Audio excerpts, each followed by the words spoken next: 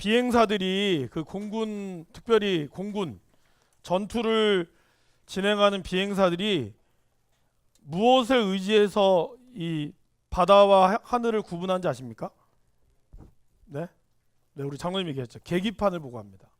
왜냐하면 계속 돌다 보면은 이게 바다인지 물인지 구분을 못 한대요. 아무리 자기의 판단이 옳다 할지라도 계기판을 보지 않으면 결국에는 바다라고 생각했던 곳이 하늘이 되고 하늘이 생각했던 곳이 바다가 된다는 거예요.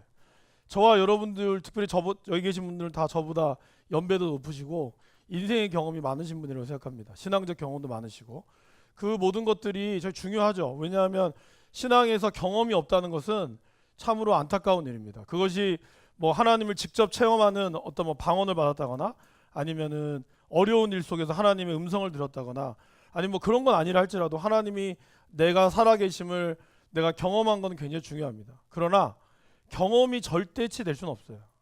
언제나 우리의 삶의 기준은 하나님이 무엇을 말씀하시는가, 이것이 되어야 한다는 것이죠. 여러분들이 지금까지 이렇게 신앙생활 했으니까 앞으로도 이게 맞을 거야 라고 착각하는 순간 넘어지는 거예요. 그렇죠? 아무리 이렇게 지금까지 이렇게 살아온 게 맞다 할지라도 지금의 삶의 방향에서 뭔가 있을 때 그때는 어떻게 돼요? 멈춰야 돼요. 스탑 하고 하나님 앞에 기도해야 돼요. 말씀이 무엇을 이야기하는가, 이것이 굉장히 중요하다는 것이죠. 자기가 아무리 뭐 뛰어나고, 오늘 목사님도 설교 얘기하셨잖아요.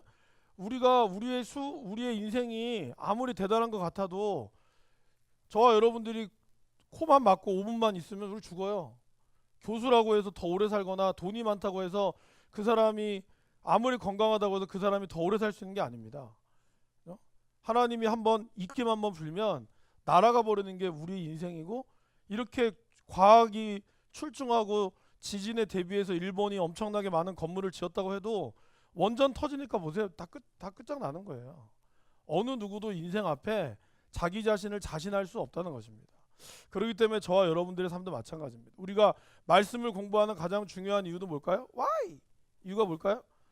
나의 삶이 내 뜻이 아니라 하나님께서 말씀하시는 것을 우리가 기준으로 삼기 위해서. 그렇죠? 늘 끊임없이 저와 여러분들은 그 싸움을 하는 거죠. 그렇죠? 100% 성공할 수는 없습니다. 실패할 수도 있죠. 내가 말씀대로 살았다고 해도 넘어질 수 있죠. 그러나 그것들 가운데 하나님이 우리에게 주시는 그 힘과 은혜를 우리가 경험하면서 나아간다는 것입니다. 항상 그걸 잊지 마시고, 옆에 계신 분들 다시 인사하실 때 하나님의 말씀대로 삽시다. 우리가 그렇게 고백하실까요? 말씀대로 삽시다. 그리고 한 번 더 합시다. Why? 하면서 삽시다. 네. 항상 그렇게 사신 여러분들 되길 바랍니다. 히브리서 8장 오늘 1절에서 9장 28절까지를 하고, 그 다음에 지난주에 말씀드린 성막에 대한 부분을 좀 얘기를 나눌까 합니다. 성막이 굉장히 중요합니다. 물론 성막에 너무 깊이 들어갈 필요는 없어요. 이미 우리는 성막의 시대를 넘어서 성전 대신 예수 그리스도의 시대를 맞이하고 있기 때문에 그것이 뭐 큰 의미를 둘 필요는 없지만, 그러나 성막을 만든 가장 중요한 이유는 뭐죠? 이스라엘 백성들로 하여금 하나님의 어떤 율법의 말씀을 보여주기 위한 것이고, 사실은 이 성막을 통해서 예수님을 예표한 거거든요. 그걸 이제 우리는 예수님을 알기 때문에 그 성막의 의미를 다시 한번, 우리는 일종의 복습이죠. 그 당시에 살았던 사람들은 그것이 예수님이란 걸 몰랐지만 우리는 이미 알고 있는 상황에서 다시 한번 복습함으로, 야, 구약이 이래서 정말 하나님께서 태초부터 이미 예수님에 대한 것들을 예표하셨구나, 이걸 우리가 살펴볼 수 있다는 것입니다. 자, 프린트물 받으셨죠? 그 프린트물을 제가 늦게 드리는 겁니다. 자꾸 이렇게 우리 집사님들 꾸짖지 마세요. 우리 할머니들, 젊은 후배들 그냥 늦다고 뭐라 하지 마세요. 제가 늦게 드린 거니까 저를 용서해 주시고. 자, 1번 하늘의 지성소와 새 언약. 8장 한번 펴보시겠습니까? 네. 8장 1절에서 13절 말씀인데요. 첫 번째 제목이 뭘까요? 옛 지성소보다 옛 언약보다 뛰어나다라는 겁니다. 8장 1절에서 6절까지의 말씀을 한번 봉독하겠습니다. 8장 1절에서 6절. 지금 우리가 하는 말의 요점은 이러한 대제사장이 우리에게 있다는 것이라. 그는 하늘에서 지극히 크신 이의 보좌 우편에 앉으셨으니. 계속 읽어주세요.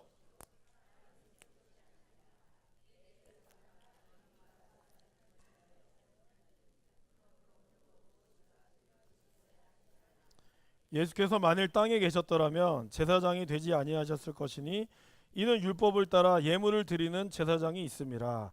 그들이 섬기는 것은 하늘에 있는 것의 모형과 그림자라. 모세가 장막을 지으려 할 때에 지시하심을 얻음과 같으니 이르시되 삼가 모든 것을 산에서 내게 보이던 본을 따라 지으라 하셨느니라. 그러나 이제 그는 더 아름다운 직분을 얻으셨으니 이는 더 좋은 약속으로 세우신 더 좋은 언약의 중보자시라. 먼저 출애굽기에 나오는 이 장막은 여러분 누가 만드셨죠? 사람이 물론 지었죠. 그러나 이 장막, 출애굽기 25장 7절 말씀, 25장 9절 말씀, 여기 있는 화면에 여러분 보이신 대로 한번 읽어보실까요? 물은 내가 내게 보이는 모양대로 장막을 짓고 기구들도 그 모양을 따라 지을지라. 그죠? 그리고 우리 히브리서 8장 5절 말씀도 한번 읽어보시겠습니다. 그들이 섬기는 것은 하늘에 있는 것의 모형과 그림자라. 모세가 장막을 지으려 할 때 어떻게 해요? 지시하심을 얻은가 같으니 이르시되 삼가 모든 것을 산에서 내게 보이던 본을 따라 지으라 했다는 거예요. 그러니까 사실 이 것의 진짜 설계자는 누구죠? 그쵸, 하나님이시라는 거죠. 모세가 자기의 마음에 따라 지은 게 아니라 철저하게 하나님이 시내산에서 그에게 몇 규빗 이 양식을 따라 지으라고 했다는 거예요. 그렇기 때문에 이 장막은 사실은 누가 지은 겁니다? 주께서 지으셨다는 거죠. 오늘 말씀에 나오죠.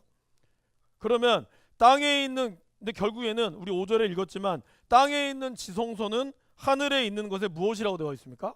그림자와 모형이다 라고 나와 있죠. 그죠? 하늘에 있는 것의 모형과 그림자라. 그럼 결국 제가 성막을 공부하고 하는 이유도 아시겠죠?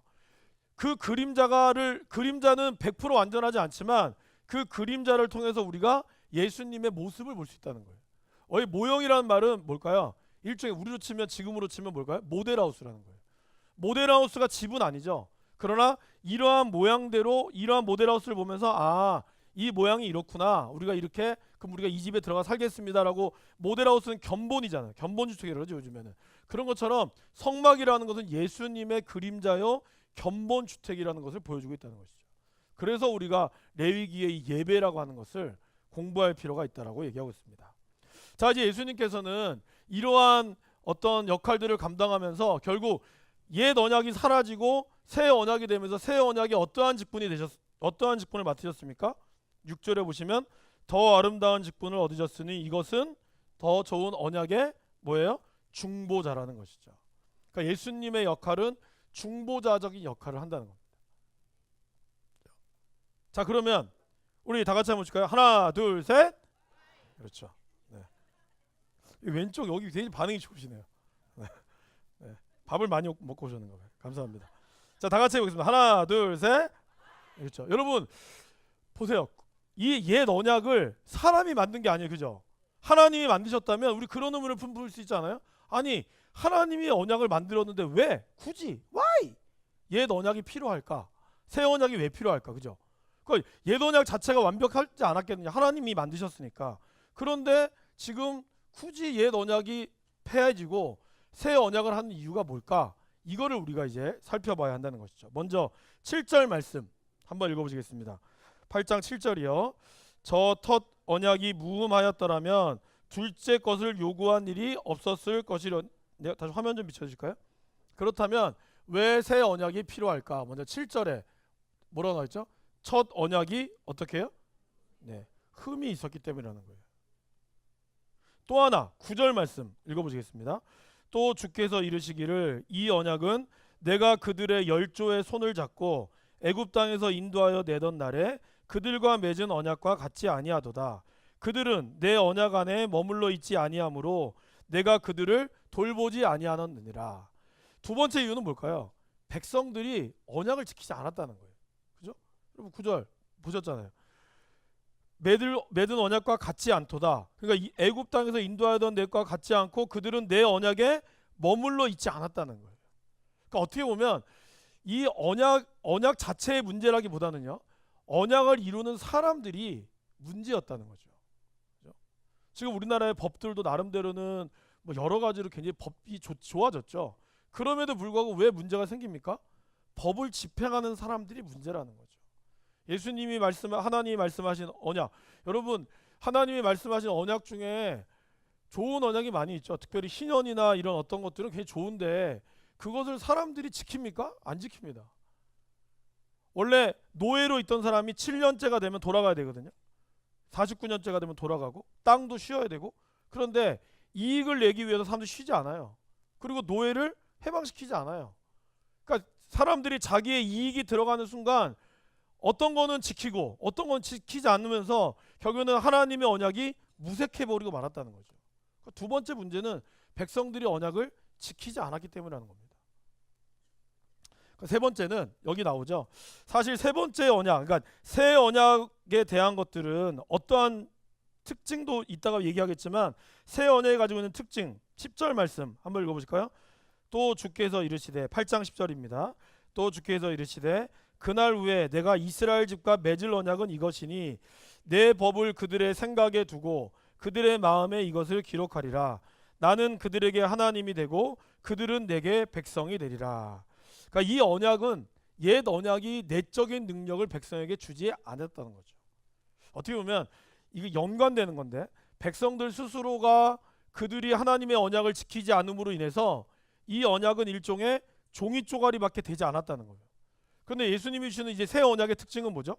이전까지는 그들의 그냥 어떤 돌판이었다면 이제 지금부터 주는 율법은 어떻죠? 그들의 생각에 두고 그들의 마음에 두는, 어떻게 보면 이 언약의 특징은 바로 다음에 나오는 새 언약의 특징 중에 가장 첫 번째 특징은 뭘까요? 바로 그것은 전인격적인 변화가 일어나는 언약이라는 겁니다. 결국 예수 그리스도의 오심은 저와 여러분들의 삶에 어때요? 전인격적인 변화를 준다는 거예요. 그것이 바로 10절 말씀, 우리가 아까 읽었죠? 이것이니 새 언약은 내 법을 그들의 생각에 두고 그리고 그들의 마음에 기록을 하게 하는 것이 바로 이 법이라는 거죠. 그죠? 사도 바울은 이렇게 이야기하면서 뭐라고 얘기하고 있습니까? 우리 3절 말씀, 이게 고린도후서 3장 3절 말씀인데요. 여러분 화면에 보이신 대로 한번 읽어주시겠습니다. 너희는 우리로 말미암아 나타난 그리스도의 편지니 이는 먹으로 쓴 것이 아니요 오직 살아계신 하나님의 영으로 쓴 것이며 또 돌판에 쓴 것이 아니요 오직 육의 마음판에 쓴 것이라. 사도 바울은 고린도 교회를 얘기하면서 너희가 그리스도의 편지라는 거예요. 그 말은 뭐죠? 너희들의 모습이 곧 예수님의 편지라고 하는 거죠.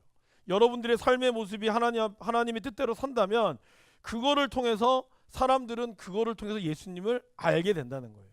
이전까지는 어떤 율법이나 이 판에 새겨진 것이 중요했다면 신약으로 넘어오면서 예수님이 오시고 나서는 뭐가 중요하게 됐을까요? 우리의 삶이 중요해지게 됐다는 거예요. 결국 저와 여러분들 저번에 얘기했죠. 예수님을 믿고 나서 변화가 되지 않은 사람이 어떤 사람이라고요? 기적적인 사람인 거라고. 그죠? 그래서 얘기했죠. 여러분들이 예수를 오랫동안 믿었는데 그 삶의 인격적인 변화나 삶의 변화가 없어. 그럼 어떻게 해야 돼? 두 손을 꽉 붙잡고 얘기해야죠. 당신 참 기적적인 사람입니다. 이렇게 얘기해야 된다. 근데 여러분 삶이 변했다. 사실 그건 당연한 거예요. 예수님을 믿고도 변화되지 않는 사람은 없다는 거예요. 그건 당연히 어떻게 보면 우리가 아버지의 뜻에 순종하면 하나님이 우리의 삶의 변화를 일으켜 주시는 것은 너무나 당연한 일이라는 거죠. 왜? 오늘 말씀하신 대로 사도 바울이 얘기했던 것처럼 살아계신 하나님의 영으로 쓰여진 너희의 삶이 하나님의 영으로 그려진 것이고 돌판에 쓴 것이 아니라 육의 마음판. 이건 뭐죠? 여러분들의 삶을 얘기하는 거예요. 결국 여러분들의 모습이 그리스도의 편지가 되어야 한다는 거예요. 여러분, 제가 저번에 얘기했잖아요. 많은 사람들이 하나님 보고 예수님 믿는다고 얘기하지만 그거 여러분 동의하십니까? 어느 부분은 동의하지만 일정 부분은 동의가 안 되는 거죠. 여러분들이 오는 새 가족들 대부분 그들이 교회를 왔을 때 만약에 100명이 온다면 그 중에 정말 한두 명을 제외하고는 나머지 90명 이상은 어떨까요? 내가 아는 권사님이 너무 좋아서, 내 옆집 사는 분이 정말 교회 알고 보니까 안양제일교회를 다녀서 내가 예수를 믿고 싶어졌더라. 대부분 그렇지 않아요? 그렇게 그 사람을 통해 그 사람이 예수 믿는 사람이 이러한 사람이라는 삶을 보여주고 나니까 아 그래 내가 그래서 예수를 믿어야겠구나. 그리고 난 다음에 예수님이 인격적으로 만나고 하나님을 만나는 거 아니에요? 물론 정말 너무 힘들 때 하나님이 직접적으로 나타나는 경우도 있어요. 그걸 무시하고자 하는 게 아니라 그러나 대부분의 사람들은 예수를 믿은 누군가의 모습을 통해서 예수를 믿기로 결단한 경우가 거의 대부분이라는 거예요. 왜? 하나님이 사실 우리 그렇게 지었거든요. 저와 여러분들을 통하여 하나님의 형상이 드러나도록 만들었잖아요. 창세기 1장 1절부터 내가 너의 형상대로 짓고 나의 형상대로 짓고 그리고 어떻게 해요? 네. 그리고 그 코에 생기를 불어넣었다라고 얘기하고 있다는 것이죠. 네. 자, 그래서 이 우리 주님께서 주신 이 새 언약, 예수님의 특징은 결국 첫 번째는 우리의 전 인격적인 변화를 이끌어 간다는 거죠. 그리고 두 번째, 이 특징은 뭘까요? 자, 12절 말씀 한번 읽어보겠습니다.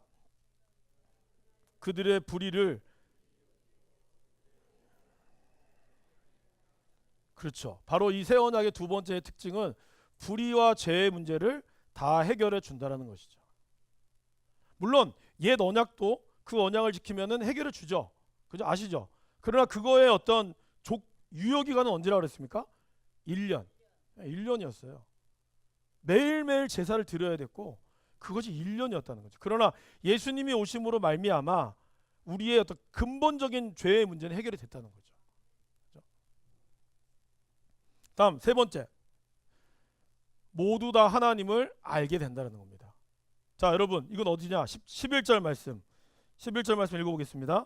또 각각 자기 나라 사람과 각각 자기 형제를 가르쳐 이르기를 주를 알라 하지 아니할 것은 그들이 작은 자로부터 큰 자까지 다 나를 알미라. 결국 예수를 믿는 사람에게 하나님은 자기를 알게 되는 것을 알려주셨다는 거죠. 그죠? 우리 요엘서 2장 28절에 보면 뭐라고 얘기하고 있습니까? 그 후에 내가 내 영을 만민에게 부어주리니 너희 자녀들이 장래일을 말할 것이며 너희 늙으리는 꿈을 꾸며 너희 젊은이는 이상을 볼 것이며 또 그때 내가 내 영을 내 남종과 여종에게 부어줄 것이며.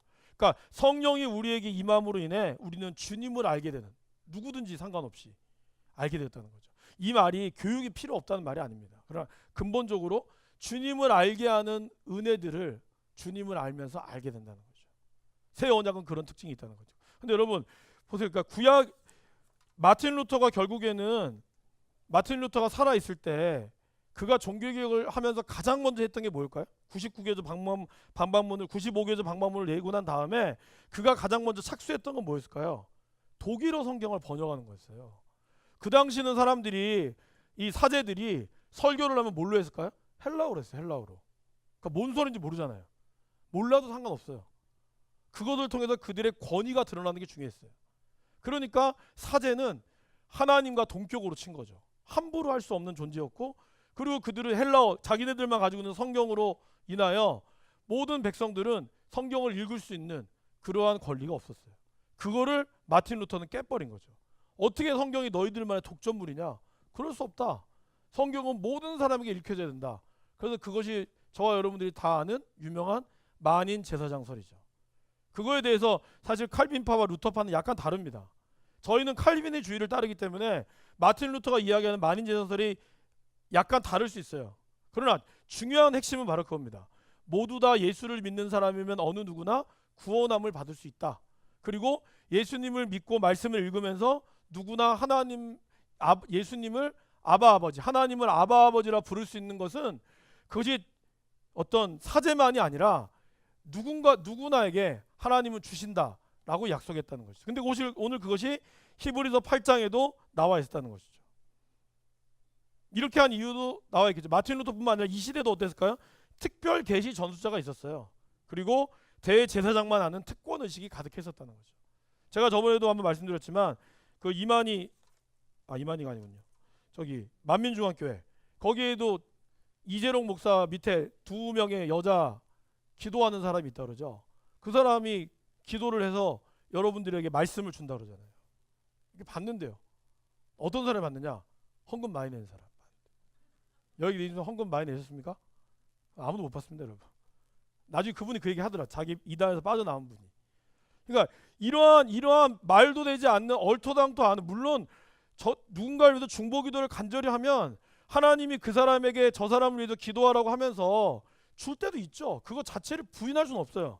그러나 그런 식으로 하나님 역사하지 않는다는 거죠. 만약에 여러분들이 누군가가 너무 생각이 나서 기도를 했는데 어떤 응답을 받았잖아요. 그럼 여러분 조심하셔야 됩니다. 그럴 때는 어떻게 해야 될까요?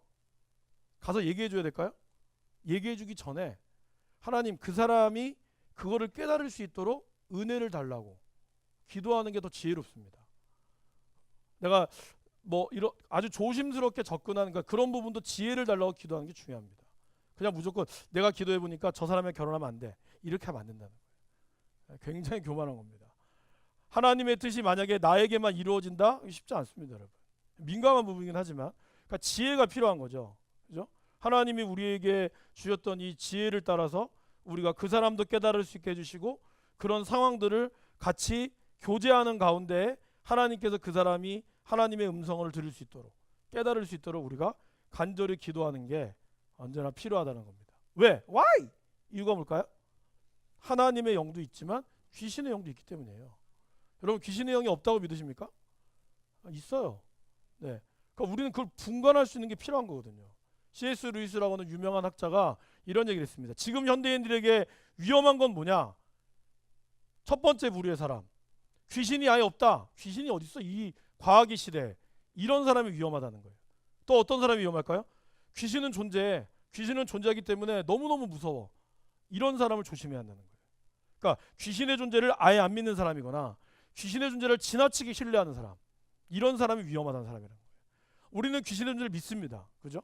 그러나 귀신은 언제나 하나님의 권세 아래 있다는 거예요. 그분의 권세를 우리가 붙잡고 있다면 아무리 우리의 귀신이 사단이 유혹할지라도 우리를 이길 수 없다는 거예요. 우리가 그러한 권세를 믿고 나아가는 것이, 그러니까 더 중요한 건 뭘까요? 하나님의 권세를 믿고 나아가는 것이 중요하다는 것이죠. 자, 그래서 오늘 새 언약은 우리에게 그러한 특권을 주신다는 겁니다. 첫 번째는 뭐라고요? 전인격적인 삶의 변화를 주고, 두 번째로 우리 새 언약을 통해서 불의와 죄의 문제를 해결할 수 있고, 세 번째는요, 우리 모두 다 하나님을 알게 되는 그런 것이 있다는 것이죠. 자, 다음 두 번째. 그렇다면 이제 예수님이 얘기했던 이 그리스도의 희생제사, 예수님이 어떤 이 희생제사의 특징은 무엇일까요? 1절에서 14절까지의 말씀을 보기 전에 한번 딱 두 가지의 단어가 나와야죠. 첫 번째 뭘까요? 단회성. 예수님은 단번에 자기를 주셨다. 그리고 그로 인해서 어떻게 됐어요? 완전하게 되었다는 거예요. 그거를 이제 이 두 번째, 조금 안 보이실 텐데요. 여러분 나라된 프린트물에 1절과 10절 그리고 11절과 14절에 옛장막과 새장막에 대한 그런 구분을 통해서 보겠습니다. 먼저 1절에서 10절에서 1절에서 5절 말씀 한번 읽어보겠습니다. 9장 1절에서 5절 말씀을 여러분들이 한번 읽어주겠습니까? 첫 언약에도 섬기는 예법과 세상에 속한 성소가 있더라. 예비한 첫 장막이 있고 그 안에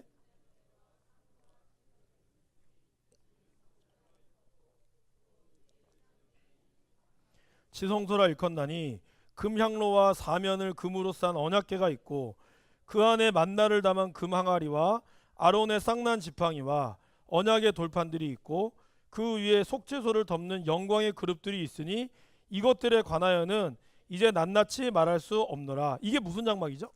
이게 옛 장막이죠. 그죠? 근데 여러분 11절 한번 읽어보실까요?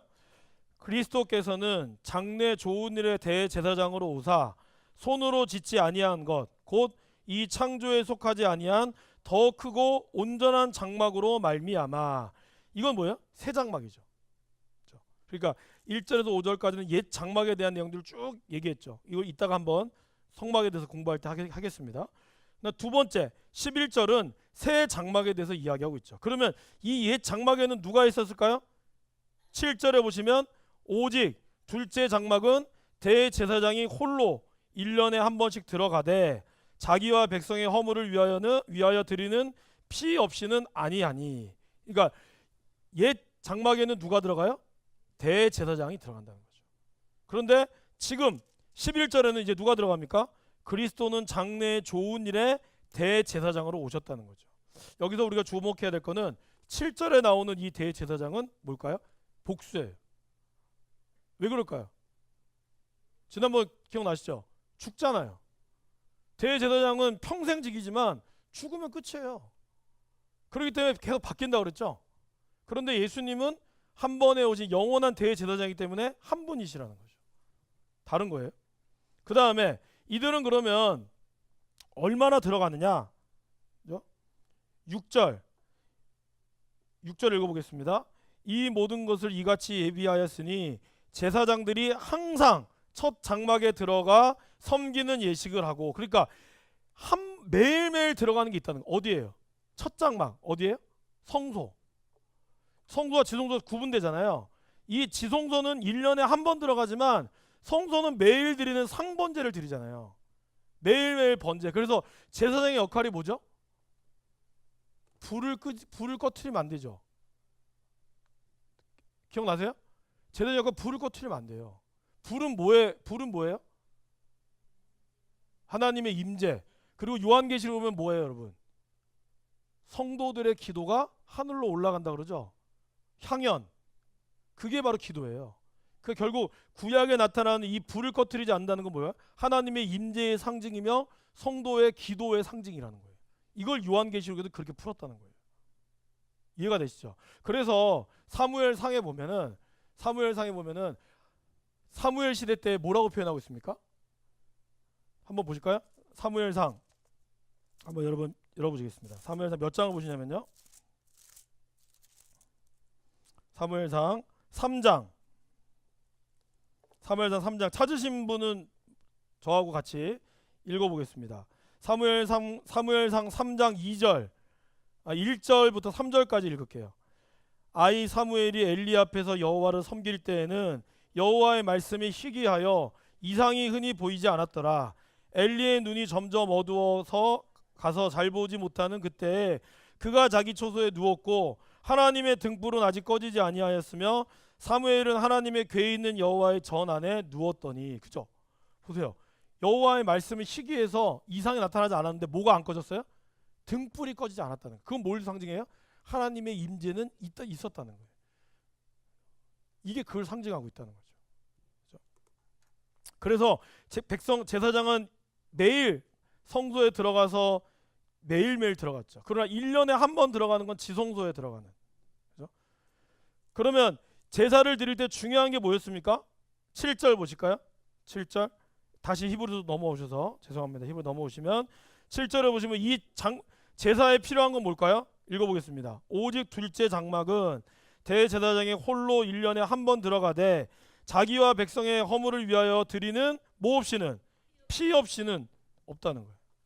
그런데 12절 14절 9장 12절 14절 읽어보겠습니다. 12절과 14절입니다. 염소와 송아지의 피로 하지 아니하시고 오직 뭐요? 자기의 피로 영원한 속죄를 이루사 단번에 성소에 들어가셨느니라. 그리고 14절에 하물며 영원하신 성령으로 말미암아 흠없는 자기를 하나님께 드린 뭐예요? 그리스도의 피가 어찌 너희 양심을 죽은 행실에서 깨끗하게 하고 살아계신 하나님을 섬기게 하지 못하겠느냐. 그래서 7절에는 동물의 피, 옛 장막에는 동물의 피가 필요했다면 새 장막에는 뭐가 있습니다? 그리스도의 피가 있습니다. 그리고 옛 장막에는 8절에 보세요. 8절에 성령이 이로써 보이신 것은 첫 장막에 서 있을 동안에는 뭐예요? 성소에 들어가는 길이 아직 나타나지 않아요. 여기 성소는 뭘까요? 지성소입니다. 그러니까 지성소에 들어가는 길을 누가 가르치지 않았어요. 아직 안 가르쳐줬어요. 그런데 이제 예수님이 돌아가심으로 말미암아 우리가 지성소로 들어갈 수 있게 됐잖아요. 그래서 결국에는 14절에 보세요. 14절에 하물며 영원하신 성령으로 말미암아 흠없는 자기를 하나님께 드린 그리스도의 피가 어찌 너희 양심을 죽음에서 행실에서 깨끗하게 하고 살아계신 하나님을 섬기게 하지 못하겠느냐. 결국 새 언약으로 말미암아 우리는 어떻게 돼요? 하나님을 예배할 수 있게 된다는 거예요. 이전에는 하나님을 누구나 예배할 수 있었던 게 아니에요. 물론 백성들이 모였지만 지성소에 들어가는 대제사장을 통해서 예배가 이루어졌죠.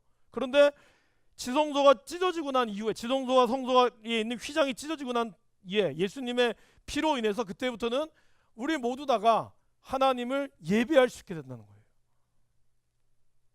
그리고 옛 장막은 9절에 보시면 어떻죠?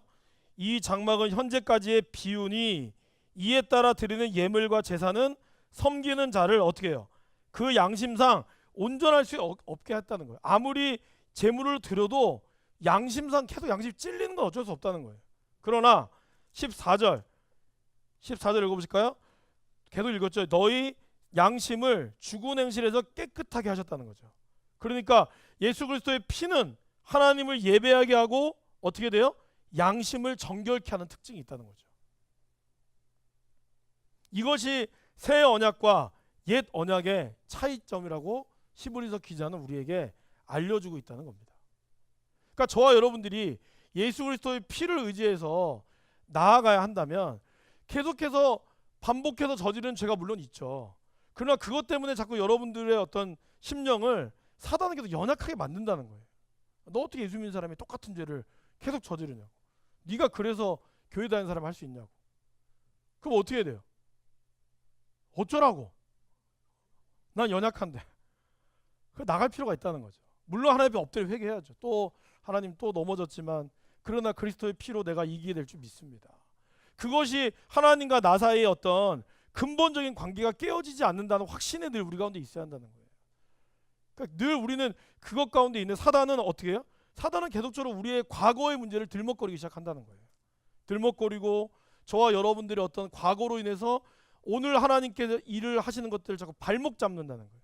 율법이 여러분들 발목 잡고 사단이 그렇게 발목 잡게 해서 마치 교회 다니는 것을 교회 다닐 때마다 물론 우린 죄인이지만 그러나 우리는 하나님 앞에 의인된 죄인이죠. 그러기에 우리가 그 모습을 잊지 않아야 됨에도 불구하고 우리가 자꾸 그런 모습을 놓치고 만다는 겁니다.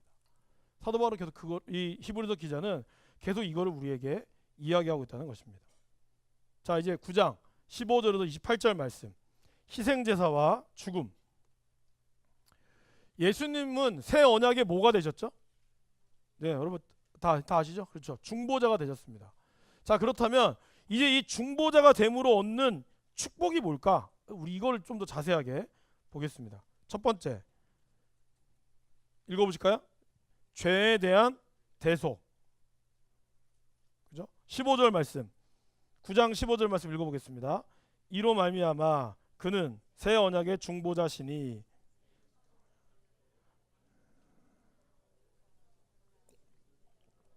영원한 기업의 약속을 얻게 하려 하심이라.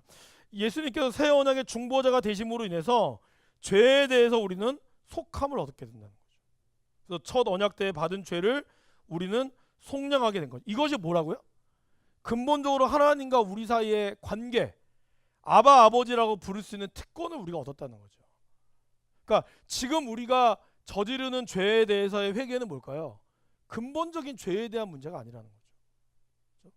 끊임없이 우리들 가운데 일어나는 그런 어떤 자범죄에 대한 부분들을 우리가 회개함으로 나아갈 필요가 있다는 거죠.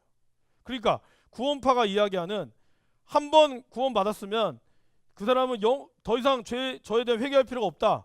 그 말이 맞게 들리는 것 같지만 전혀 맞는 게 아니죠. 예수님이 오기 전까지 아직 우리는 하나님의 자녀로서의 삶은 지위는 회복이 됐으나 그러나 여전히 죄인된 위치 가운데 있다라는 거예요. 그렇기 때문에 우리는 끊임없이 하나님과 나 사이의 어떤 관계 속에서 자기 자신을 돌아보고 그리고 하나님이 주시는 그런 마음을 통해서 끊임없이 우리가 회개하고 나아가야 한다는 거죠.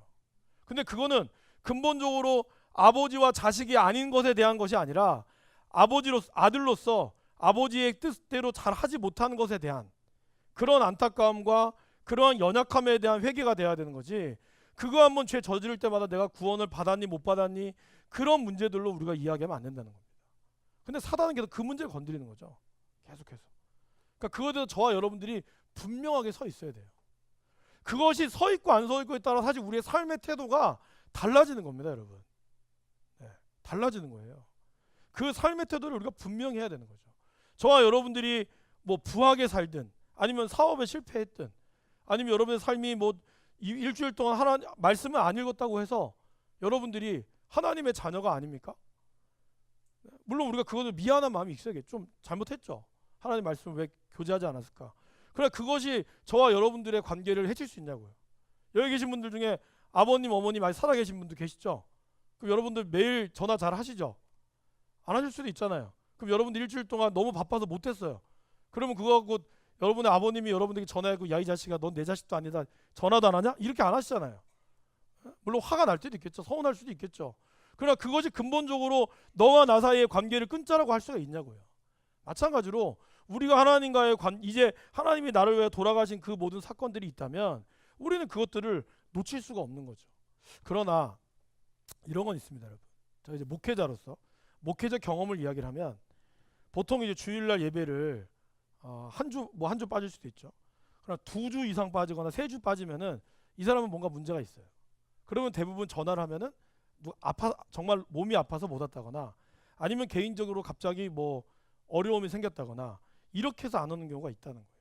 그러니까 목회자 경험상으로 봤을 때는 주일날 늘 오시던 분이 자리를 빠졌다 하면 이건 뭔가 문제가 있긴 있어요. 뭔가 그러니까 어떤 일신상의 문제나 신앙적인 문제가 분명히 있는 거죠. 그죠? 그러나 그렇다고 해서 그 관계가 깨지진 않죠. 마찬가지로 우리가 하나님과의 어떤 근본적인 관계에 있어 저와 여러분들이 분명한 마음의 어떤 굳건함을 담고 있어야 하는 거죠. 그죠? 그렇기 때문에 내가 자녀로서 하나님의 뜻 가운데 사는 것에 대해서 우리가 분명한 확신들을 가지고 살아갈 필요가 있다는 것이죠. 자, 그렇다면 우리가 하나님이 우리로부터 죄에 대한 대속을 얻었습니다. 그럼 두 번째 우리가 받게 된 건 뭘까요? 바로 영원한 언약을 받은 거죠. 그죠? 아까 15절 말씀 하반절에 보시면 뭐라고 나와 있습니까? 부르심을 입은 자로 하여금 어떻게 해요? 영원한 기업의 약속을 얻게 하셨다는 거죠. 근데 여러분 이거 되게 재미있는 사실은요. 15절에 첫 언약 그리고 기업의 약속을 이야기하는데 이 영원한 기업 언약을 이야기했잖아요. 근데 16절, 17절 한번 읽어보시겠습니다. 16절, 17절.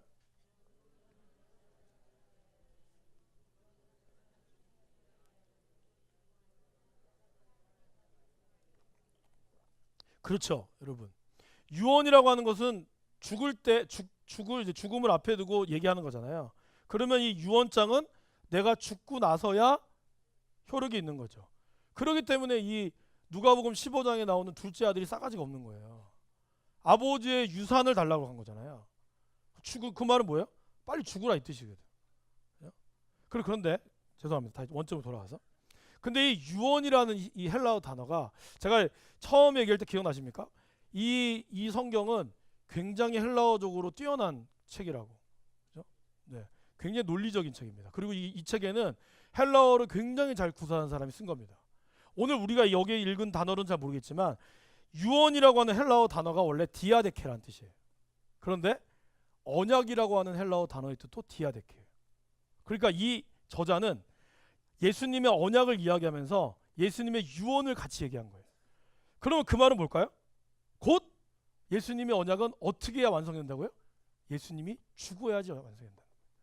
그거를 이 사람은 탁 집어낸 거예요.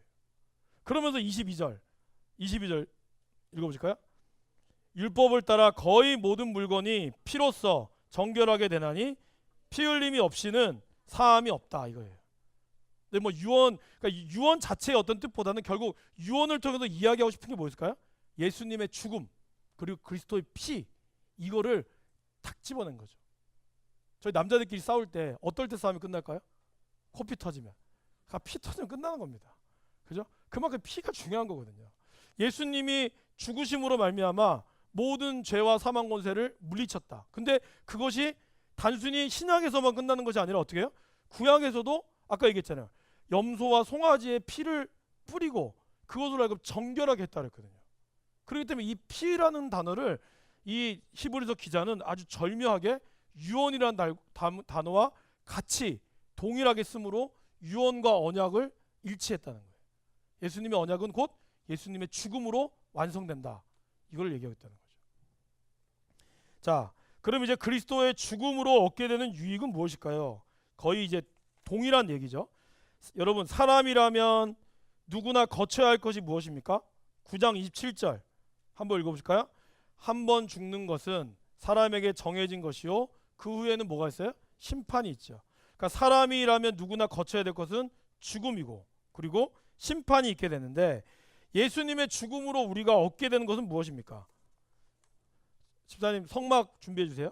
예수님의 죽음으로 우리는 무엇을 얻게 되었죠? 구원을 얻게 되었죠. 그리고 또 뭐예요? 28절 한번 읽어보시겠습니다. 이와 같이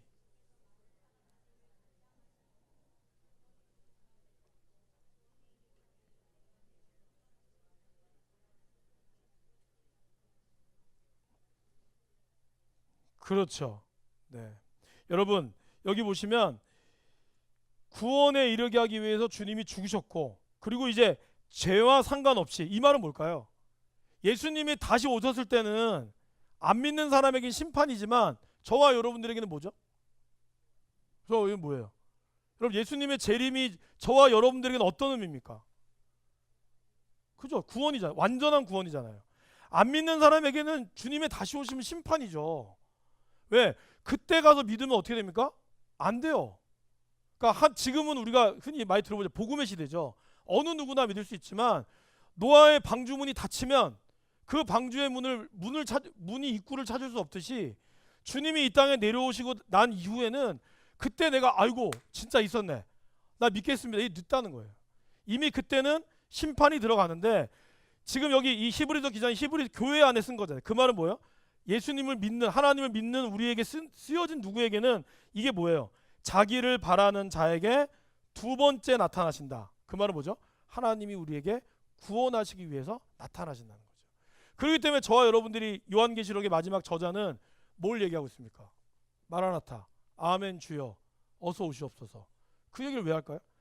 요한계시록 마지막을 쓰면서 주님이 오심을 간절히 바라는 마음으로 마라나타를 부르잖아요. 그렇기 때문에 오늘 히브리서 이 기자도 주님이 오심으로 말미암아 주님이 두 번째 오셨을 때는 구원을 바라는 자에게 하나님은 오신다는 거죠.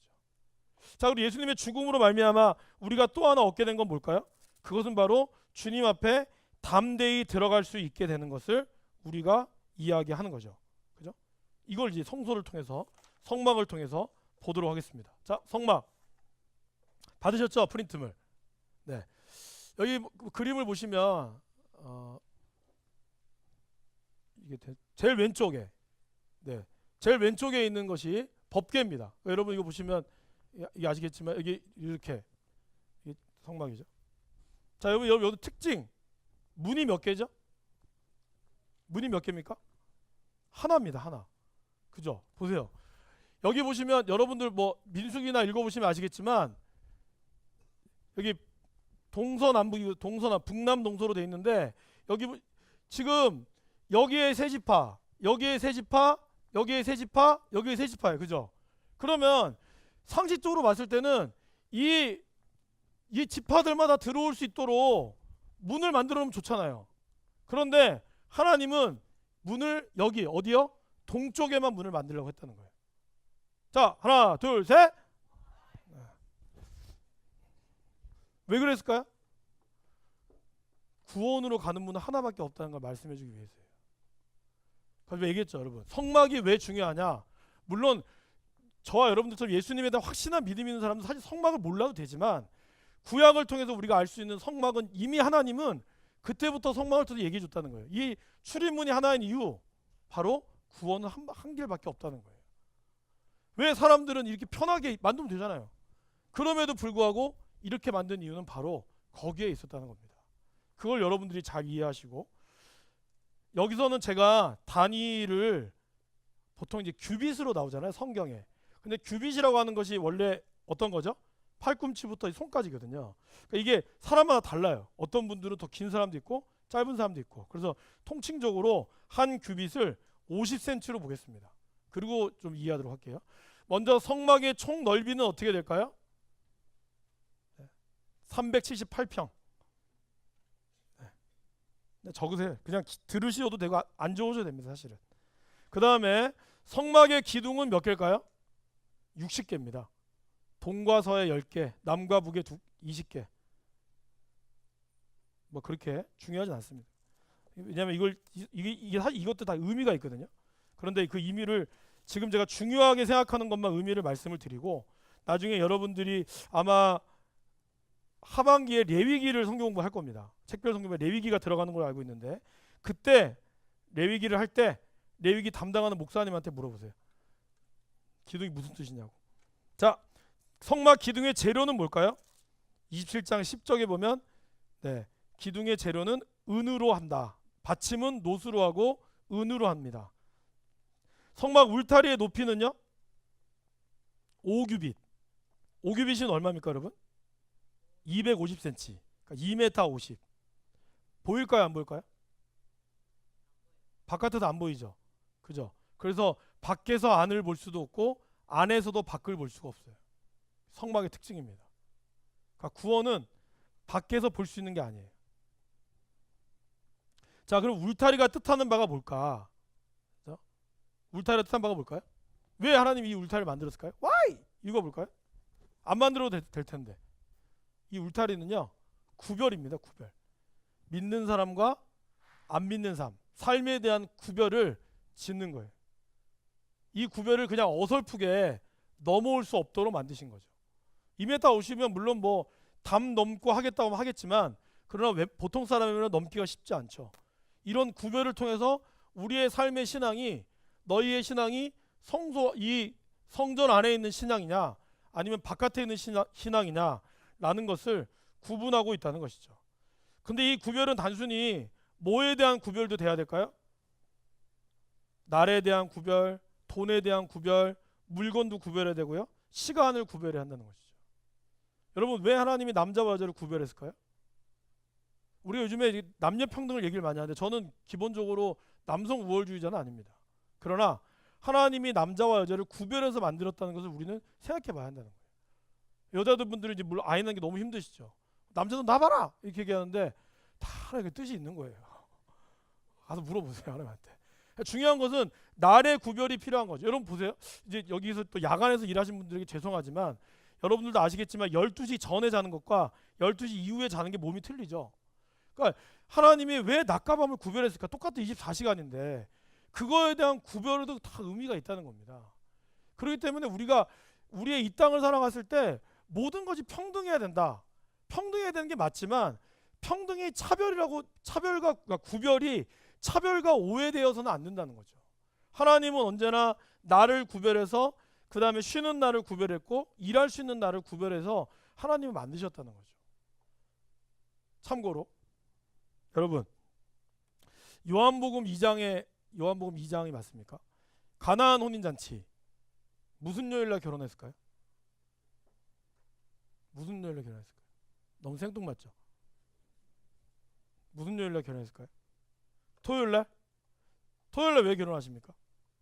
왜 토요일날 결혼시키죠? 축의금 많이 받으려고. 그거 맞잖아요. 전혀 아니다고 부인할 수는 없지 않습니까? 물론 이제 사람들이 축하를 받으려면 좀 쉬는 날, 그러니까 토요일 아니면 주일날 해야 되는데, 그러면 성경에서 이야기하는 결혼식이었던 가나안 혼인잔치는 무슨 요일을 했을까요? 정답은 화요일입니다. 자, 저를 따라 해보실까요? 하나, 둘, 셋. 물어봐야죠. 왜 화요일을 했을까요? Why? 이유가 뭘까요? 창세기. 제가 없는 말을 하는 게 아닙니다, 여러분. 창세기 3장 9절에서 12절. 9절에서 12절 같이 읽어보실까요? 죄송합니다. 창세기 1장 9절에서 12절. 1장 9절에서 12절. 여러분들 한번 읽어주겠습니까? 시작. 하나님이 이르시되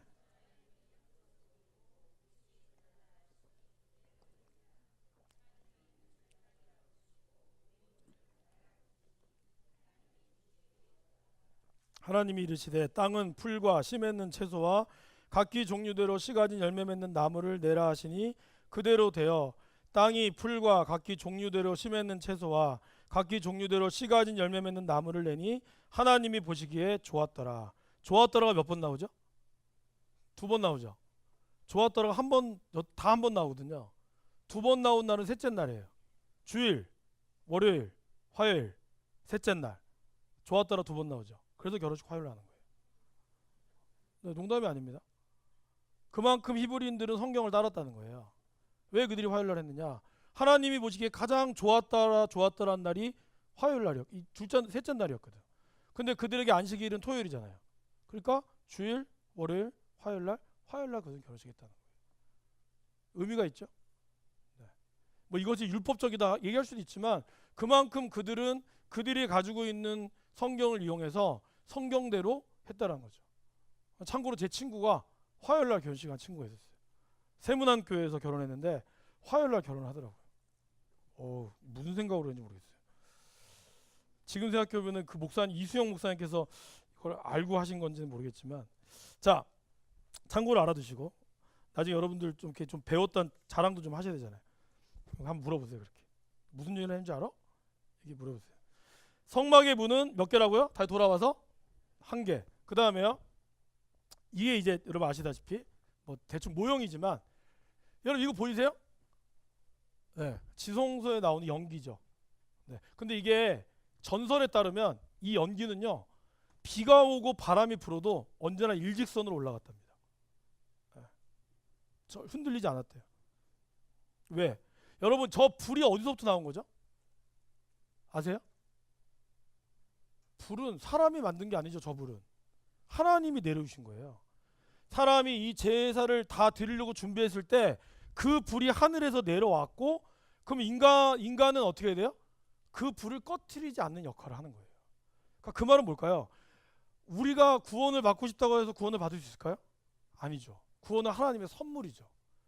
그렇죠? 근데 그 선물을 우리가 어떻게 해야 돼요? 잘 간직해야 될 책임이 우리에게 있다는 거죠. 그래서 그렇기 때문에 저 하나님의 불은 그래서 쭉 똑바로 올라가는 겁니다. 하나님과 직통적으로. 자, 그럼 문의 재료는 무엇일까요? 적으시겠습니다.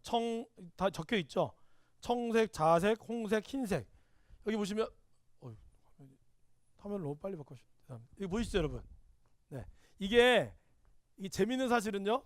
바깥에서 보면 이렇지만 안에서 이게 지금 제일 바깥에 있는 게 뭘까요? 수달이에요. 수달의 그 해수 염장이라 그러죠. 근데 이렇게 보면은 굉장히 볼품이 없지만 안에서 보면 어떨까요? 안에서 보면은 청색, 자색, 죄송합니다. 이거는 죄송합니다. 이거 문이에요, 문. 이 문은 청색, 자색, 홍색, 흰색으로 되어 있는데 청색은 생명을 주시는 예수님. 그리고 자색은 만왕의 왕이 되시는 예수님. 마태복음을 뜻하죠.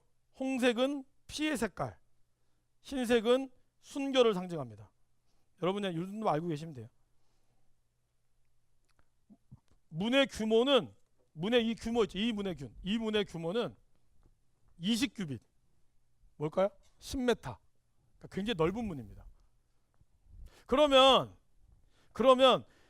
마태복음에서 이야기하는 좁은 문으로 들어가라, 이 말은 무슨 문일까요? 그렇죠. 그게 무슨 문이에요? 그게 이 문이 아니에요. 여러분, 이 문이에요. 이 문. 무슨 말인지 아세요? 이 문은 아무나 들어갈 수 있지만 결국 좁은 문으로 들어가라, 이 말은 예수님의 뜻 가운데서 성소로 들어갈 수 있는 자격이 있는 사람은 좁은 문으로 들어간다는 거예요. 그 말은 뭘까요? 구원을 감당할 수 있는 사람이 들어갈 수 있다는 거예요. 제가 저번에 얘기했죠. 마태복음은 기본적으로 누구를 전제로 쓴 거라고요?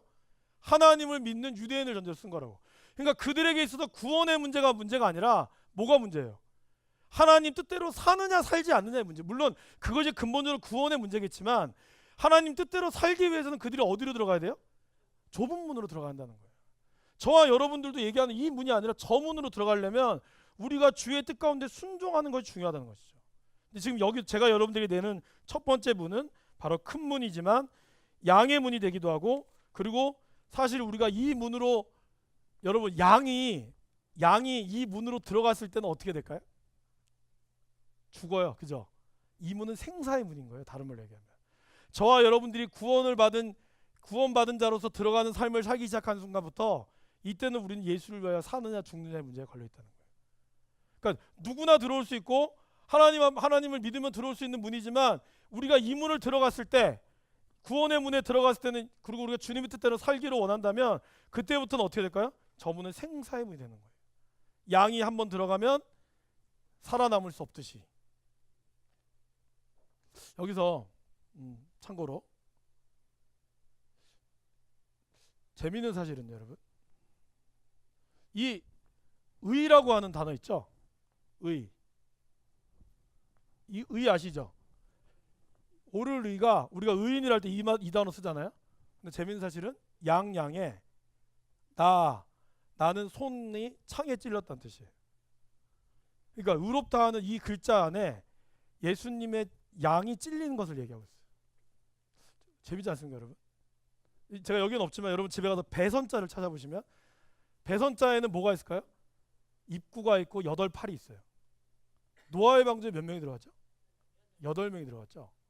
배선에 팔자가 있어요. 한문으로 팔자가. 그러니까 뭔가 의미가 있다고 생각하지 않습니까? 우리 노아의 방주를 여러분들은 전 지구적인 홍수라고 다 믿고 계시죠? 이미 그건 과학적으로 증명이 됐으니까. 뭐 어떤 사람은 이스라엘에만 일어난 게 아니냐고 얘기하지만 사실 노아의 방주는 전 지구적인 것으로 일어났죠. 그걸 이제 창조과학자들이 밝혀내셨는데, 밝혀내게 되고 보면 서판도 있잖아요. 근데 거기에 나오는 이 배선자라고 하는 단어에도 8팔, 사람이 8명이 들어갔다는 게 나와 있어요. 근데 오늘 우리가 알게 된 의인이라는 것도 양의 나, 손으로 찔린 이거에 들어가 있다는 거죠. 의미가 있지 않습니까? 자, 그 다음에 아까 얘기했던 우리 번제단, 이게 이제 번제단이죠. 네. 여기 보시면 이걸 좀 펴나면 번제단이 있고, 그 여기에 물두멍이 있고, 그 다음에 여기 들어가게 되면은 여기에 법궤가 있고, 성소와 지성소, 분향단이 있고, 그 다음에 여기에 그 올리브 떡상과 그 다음에 등대가 이렇게 있는 거죠. 여기하고 여기는 이 휘장이 두께가 어떻게 될까요? 제가 저번에 50cm라고 우리 구역이 얘기했는데, 다시 한번 알아보니까 50cm는 아니고 한 20cm 정도 되더라고요. 근데 두께가 20cm 정도면은 엄청나게 굵은 거거든요. 사람의 힘으로는 도저히 할 수가 없는 겁니다. 근데 그것이 예수님의 죽음으로 말미암아 확 찢어져 버린 거죠. 바로. 그로 인해서 저와 여러분들이 이제 하나님의 법궤로 들어갈 수 있게 되는 그러한 의미가 있게 된다는 것입니다. 자, 여러분 여기서 또 하나. 여기 보시면 이게 떡상입니다. 떡상. 떡상이고 여기 등대가 있어요. 그런데 자, 저를 따라 해볼까요? 하나, 둘, 셋. 네. 왜 이렇게 놔뒀을까요? 이거 하나만 하고 맞을게요. 이스라엘에서는 바람이 붑니다. 어떤 바람이 부냐면 여기 보시면 북서풍 바람이 불고 남동풍 바람이 불어요. 북서풍 바람은 뭘까요? 북서풍 바람은 지중해에서 불어오는 바람이고, 남동풍 바람은 사막에서 불어오는 바람이에요. 그러면 만약에 올리브 나무에 이 꽃봉오리가 터지기 시작할 때 이때 어떠한 바람이 불어야 될까요? 뜨거운 바람이 불어서 바람이 밀려서 올리브 꽃가루를 날려줘야 돼요. 그래야지 암술과 만나서 꽃을 피우게 되는 거죠. 이해가 되십니까? 네. 그러면 이제 그래서 이제 여름 과실이 쭉 나는데, 자, 여러분 냉면이 밀로 만들었잖아요. 근데 원래 냉면 언제 먹어야 되는지 맛있을까요? 그렇죠. 잘하시네. 겨울에 먹어야죠. 왜? 겨울에 차가울 때 익어야 되죠. 밀이 3분의 1 정도 익을 때 어떻게 될까요? 차가운 북서풍이 불어줘야 돼요. 그죠? 그래야지 더 잘 익히게 된다는 거죠. 그래서 비구름의 북서풍과 사막의 남동풍이 잘 이루어졌을 때 우리는 비로소 그것을 어떻게 해야 될까요? 풍성한 열매가 맺히게 되는 거죠. 자, 그러면 이 금초대에 나오는 이거는 무슨 기름이죠? 올리브 기름이죠. 그러면 뭘 상징할까요? 남동풍에서 오는 하나님의 은혜를 상징하는 거예요. 떡은 뭐죠? 밀로 만들었잖아요. 그러면 떡은 아까 무슨 바람이 불어야 된다고요? 북서풍이 불어야 된다 그랬죠? 그러면 떡이 어디에 위치해 있는 게 맞을까요? 위에 위치하는 게 맞다는 거예요. 이해가 되시겠습니까? 그냥 배치한 게 아니라 하나님이 이걸 배치할 때도 그 계절에 따른 이 의미들을 담고 있다고 얘기하고 있는 겁니다. 네. 성막 재밌지 않습니까, 여러분? 제가 너무 짧게 했는데 이 성막이 그만한 의미가 있어요. 그러나 이 의미가 있지만 사실 재밌게 하니까 이게 의미가 있는 거지. 이걸 다 모르면 어떻게 돼요? 죽어요. 이걸 다 알고 우리가 제사 드릴 때도 흠없는 양으로 해야 되고 타야 되고 얼마나 피곤하겠어요. 그러니까 이걸 알려면 피곤하잖아요. 그러니까 예수님이 이 땅에 오신 거죠. 아둔한 저와 여러분들 위해서 한 번의 오심으로 이제 모든 걸 해결하시고 예수님만 믿으면 된다. 네? 잘 믿어야 한다는 거죠. 네. 기도하겠습니다. 사랑과 은혜가 많으신 아버지 하나님, 옛 성막들을 옛 장막을 벗어버리고 새 언약인 예수님을 우리가 온전히 믿고 주님의 뜻 가운데 살기로 우리의 삶을 다시 한번 결단하게 하여 주시옵소서. 우리를 위하여 단번에 죽으시고 또 그로 인해 우리가 하나님으로부터 완전한 하나님의 자녀가 되게 하여 주시니 감사합니다. 이제 주님의 그 의로움을 따라 우리 또한 하나님의 뜻에 따라 순종하는 우리의 삶이 되게 하여 주옵소서. 감사드리며 예수님 이름으로 기도드립니다. 아멘.